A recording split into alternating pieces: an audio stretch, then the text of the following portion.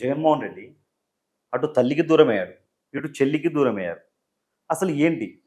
Jaganmohan Reddy character ఎలా ఉంటుంది? అతను ఒక సైకో అంటున్నారు. వాళ్ళ నాయన తర్వాత వాళ్ళ నాయనమ్మ పాలు తాగి ఎంగిలి పాలు తాగి పుట్టినాడు వివేకానంద రెడ్డి. రక్త సంబంధికులు.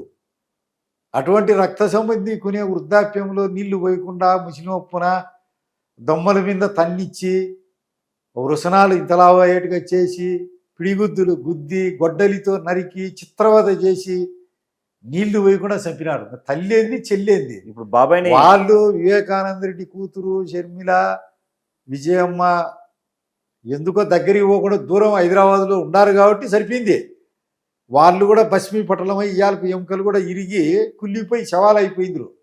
తల్లి పిల్ల అదేనేదంతా ఏమి లేదు, పాపం పుణ్యం అనేది ఫినిష్ అయిపోతారు. అంటే ఇప్పుడు చేతిలో ఒక రకంగా బాబాయ్ని చంపించింది జగన్మోహన్ రెడ్డి అంటారా? ఒక రకంగా ఏది డైరెక్షన్ వచ్చిందే వైఎస్ భారతి జగన్ నుంచి. వీళ్ళకంత లేదు, అంత గుండె బలం లేదు, అంత హింసాత్మక సంఘటనలకు పాల్పోయినట్టు వాళ్ళ అబ్బగారి కానీ వాళ్ళ నాయనగారి కాలంలో కానీ వీళ్ళ కాలంలో కానీ ఇప్పుడుండే ఎంపీ వాళ్ళ కాలంలో కానీ ఎక్కడా లేదు. వాళ్ళ ప్రోద్బలం వాళ్ళ మ్యాండేట్తో చంపినోళ్ళే. అవినాష్ రెడ్డి వాళ్ళు చెప్పింటే చేయాల్సి వచ్చింది వీళ్ళు వికృతంగా ఆ వయసులో.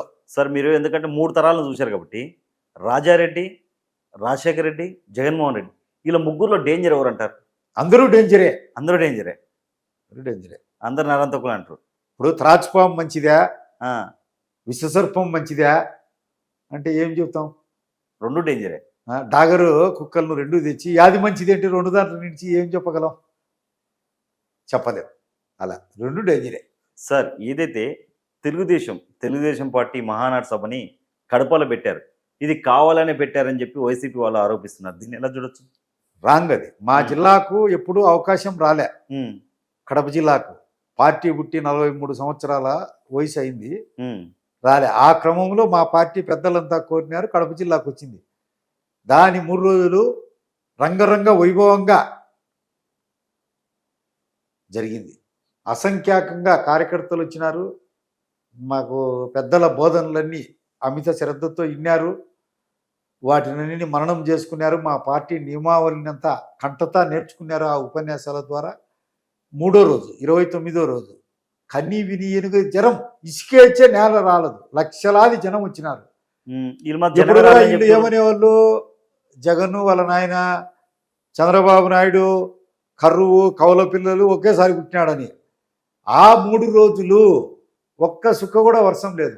ఆహ్లాదకరమైనటువంటి వాతావరణం ఊటీలోనో కొడైకొనాల్లోనో రిషి వ్యాలీలోనో కునాలిలోనో ఉన్నట్టు మనాలిలోనూ ఉన్నట్టు అంత చల్లని వాతావరణంలో మా మీటింగ్ కూడా ముందే అయిపోయింది. చతుర్దిక్కల మా పులివెందుల రూట్ అయితే 1,00,000 మంది చిల్లర నిలబడిపోయి ఉంటారు. జమనోడు రూటు 1,00,000 మంది చిల్లర, ఇట్లా Kurnool route, Rayachoti route, Tirupati route, అన్ని దిక్కుల చతుర్దిక్కుల లక్షలాది జనం నిలబడిపోయినారు. అయినా లక్షలాది జనం ఉన్నారు. అద్భుతంగా మాట్లాడినారు. ఆయన పోయి విమానం ఎక్కిపోయినా మరుస రోజు భయంకరమైనటువంటి కుంభవృష్టి గుర్చాది.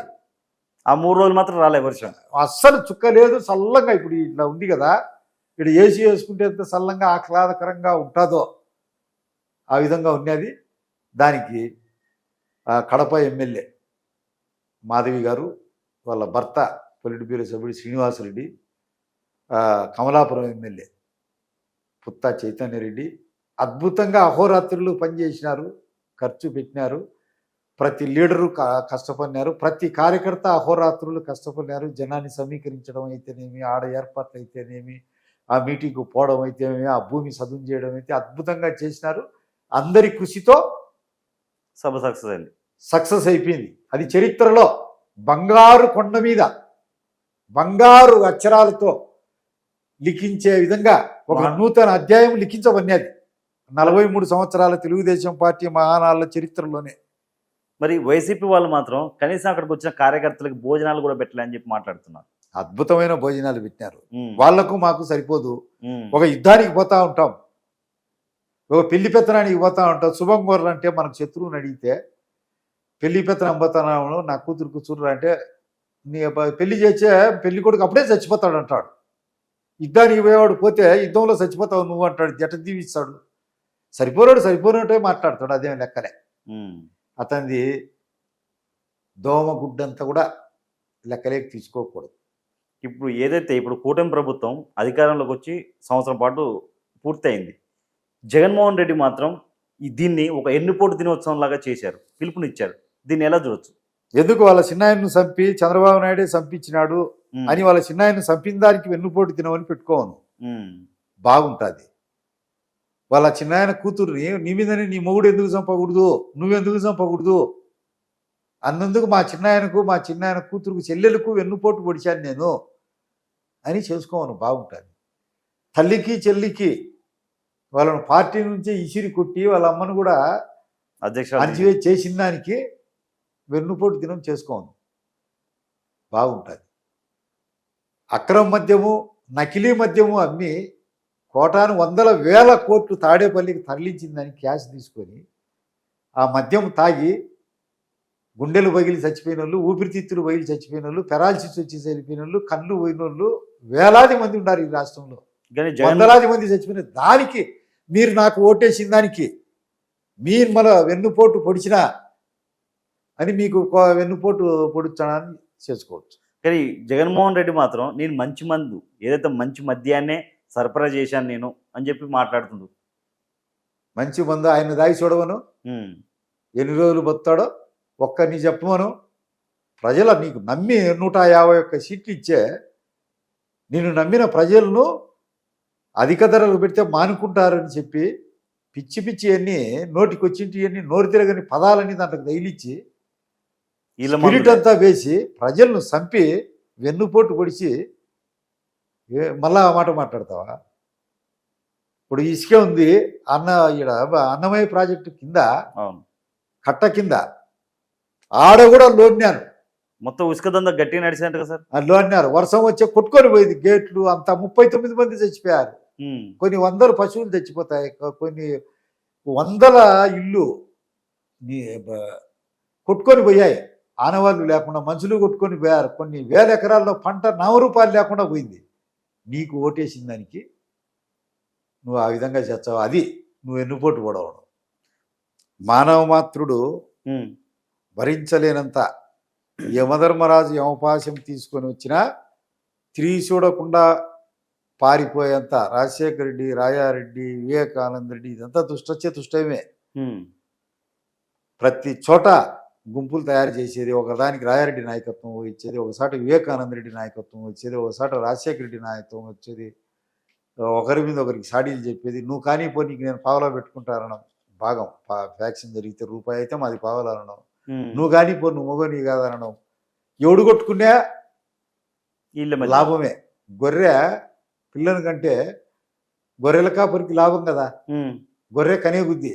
వాళ్ళు కొట్లాడే బుద్ధి, ఎవడు చచ్చినా వాడు చంపినోడు కేసులో ఇరుక్కుంటాడు, వాడు ఇరుక్కుంటాడు, కాళ్ళ దగ్గర ఉంటాడు. ఇంకా చంపినోడు మంచి పోగొట్టుకొని మా కేసు చూడని వాడు ఉంటాడు.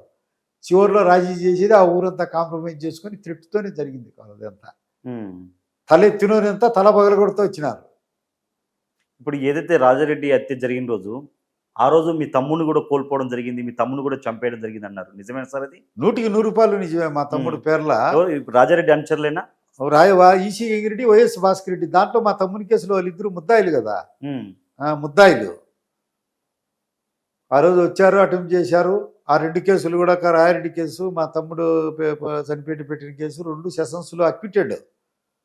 రాజశేఖర రెడ్డి అప్పటికే సీఎం అయ్యాడు. సీఎం అయితే 2 కేసులు గవర్నమెంట్ అప్పీల్ చేస్తాను అన్నాడు. వాళ్ళ ఫాదర్ ఇది చేసుకొని మాది వదిలేశాడు. మళ్ళీ నేను స్టేట్ అప్పీల్ చేసుకున్నాను, ప్రైవేట్ అప్పీల్ చేసుకున్నాను. ఆడ మా కేసు కొట్టేయించి హైకోర్టులో రాయారెడ్డి కేసులో మాకు లైఫ్ కన్విక్షన్ ఇచ్చారు 11 మందికి. వాళ్ళు కూడా పూర్తి జీవితకాలం పూర్తి చేసుకొని, రిమాండ్ ప్లస్ కాలం శిక్షాకాలం పూర్తి చేసుకొని సుమారు 14 సంవత్సరాలు పూర్తి చేసుకొని వచ్చారు. వచ్చి కూడా 6-7 ఏళ్ళు అవుతుంది. సార్ ఇప్పుడు రాజారెడ్డి గారు చనిపోవడం జరిగింది కదా, అసలు ఎలా అటాక్ చేశారు సార్ మీరు అంత ధైర్యంగా? ధైర్యం అంటే ప్రాణం పోయేటప్పుడు ఉమ్. ధైర్యంగా మనం సత్సామో బతుకామో తెలియదు. ఉమ్. ఒక క్రూర మృగం వచ్చి మింద పడింది, మనల్ని కాపాడుకునేదానికి చేయాలి. మన కోసం మన సెల్ఫ్ డిఫెన్స్. ఒక కొండశిల వచ్చి మనల్ని సుట్టేస్తుంది, దానికి ఎట్లా ఉండాలి కదా. ఒక ముసలి కాలు కొట్టుకుంటుంది, ఏదో ఒకటి బయట పడాలి కదా. ఆపత్ సమయము, ప్రాణానికి మించింది ఏమీ లేదు. తన్ను మారిన ధర్మం మిగిలిన పెద్ద చెడ్డ బేరం అన్నారు కదా. అట్లా పోరాడినేము అదంతా గతం. కానీ చాలా మందిని కోల్పోయారు కదా సార్ మీరు ఫ్యామిలీని.